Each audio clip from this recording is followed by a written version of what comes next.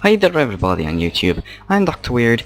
That's horrors in the background, that's upside down, that's another one of those, and this is my newest invention, the fully automatic, kind of obvious that it's fully automatic, but still, nice name, fully automatic birthways capture point, where you can actually literally capture it, not only by putting it down to 0, but then again lifting it back up like you would in a real capture the point game, or capture the flag in that case. It features an output for which team is currently having the point, a possibility to switch that point again and set it to a specific team with 1 tick and 2 tick pulses to this piston, or just a button over here, and an output for the strength of the current team that is having the point. Also, it has messages, as you could see before, which team has captured the point, and if you implement a clock system with some piston stuff and command blocks, you can also even let it tell everybody which point is captured for which team at a specific time. And you can do a lot of things with this. I guess it's going to be probably a great help in maps where you want to have 2-team player action, player versus player, or just adventure maps or something like that, although I could not really think about adventure maps with capture points. Still, you could use them for anything you really want. Maybe some kind of action, adventure, or just a big map where you want to have these points giving your team buffs. Now, the demonstration on how it works is actually pretty simple. If you look closely, these 2 comparators and 2 blocks and pieces of redstone reassemble a kind of comparator latch that saves this thingy, that saves the current level the point is on, the current energy it has, if you would call it so. Then you have this thing, which is pretty simple. It's just this redstone, this piston is the block on the clock, and this command block with the comparator. This is just subtractor. This one detects if there's an enemy on the base, and this just takes 1 point off. Now, this is actually quite simple. You just have this piston stick out every now and then, and this comparator set to subtract mode. If there's an enemy or more, the signal will get let through by this block when the piston extracts, go into this piece of redstone, and the comparator will subtract it from the whole other network.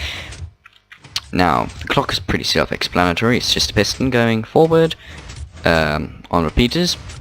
Now, the reason for this repeater part here and not extended here, and the piston right there and not some kind of hopper clock, is because this piston controls the adding part of the whole complex building, which is a bit different to the subtracting part, because it is a bit more complicated and will probably confuse you at first, but it is actually not that hard. Now, the way it works is you have this little latch, and it gives out a value from 0 to 15. Now, what I do is I subtract this value from 15, from this redstone block, and you will get a specific other value for that. So let's say the point is full, you would have 15. I can do that just by placing a redstone torch here for a short second, and that was actually the wrong thing to do. No, I just place a torch there. Now it's loaded up, completely full, and you can see no redstone signal out, because it's completely subtracted by this. Then we have a comparator, no, not comparator setup, command block setup testing for any in-team players of the point, so players that have captured the point and are on the same team as the point is currently in, and it'll subtract that from this value. So right now they're 0, but let's say this was on 10 NG, 10 points, whatever, you would get a signal of 5 out here, and let's say there are 2 players standing there, you would get a signal of signal strength of 3 getting outputted there. Now, this signal strength is then being subtracted from, again, a complete block of redstone, so level 15. So what this means is if you have a total of 10 a signal strength of 10 in the comparator latch, and there is one player standing here, then this one will be on level 5, this one will be on level 4, and thus this system will output a signal strength of 11 directly into the latch, and hey piston, don't push me, well, directly into the latch, which will then get overridden, or will actually override the whole latch, and thus increase the point a bit. Now, I am currently in team blue, and the point is currently captured by blue. You can see that by the position of the redstone block it is in. Now, if I press this block, you can see the redstone block gets moved, and the red team has captured point A. How the handling of that is going to is handled, yeah, of that, the handling of that is, I'll explain later. Now, if I stand on this point, you will see the bar dropping in a second, and it will flash the first time, but I have no idea why exactly. It seems to be some kind of complex redstone process going on, but it works. It goes down one at a time and flashes a bit, though. I tried to resolve this problem, but I did not have any success, sadly. But you'll see it go down completely to the bottom, and then you will have the friendly message that the blue team captured point A, and the whole thing will go back up. Now this works for multiplayer without any problems, so of course you want to use this for multiplayer, you can, and it will account every player in here. Now if you're playing with more than 30 people and you have 15 of one team standing on this point, it's of course going to be captured immediately, because that is how the system works.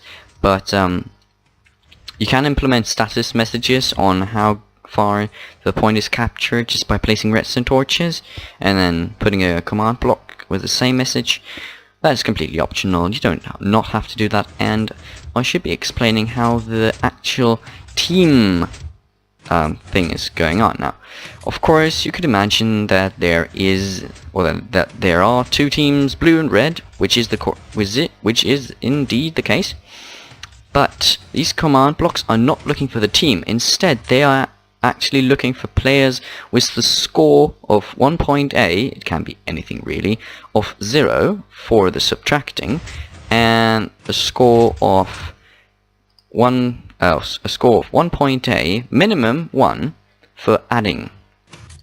Now, these values are assigned by these handy 4 command blocks, which are hooked up to hopper clocks, and these hopper clocks are directly connected to this piece of redstone, or the redstone block.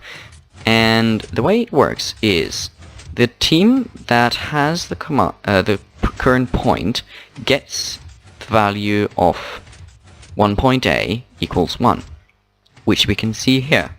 Currently the red team has captured the point, that's why the redstone block is there. Oh no, actually the blue team has captured the point, that's why the redstone block is there, and this hopper clock is running, because the redstone block does not block it anymore, but it does this one. So this hopper clock is running and powering these command blocks, which set the 1 point A score for team red to 0, and the 1 point A score for team blue to 1. So in this case, the system would say, okay, you're in team blue, you will get the score of 1 point A to set to 1. And what this command block will then say, okay, you got a score of 1 point A equals 1, you will be counted in for adding on the point.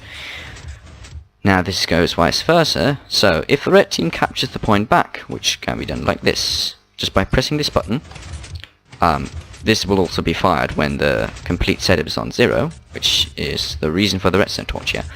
The point will be pushed over, and you'll see the red team captured point A, and you will have this indicator, the indicator block being here, and the redstone output there, but that does not matter at all.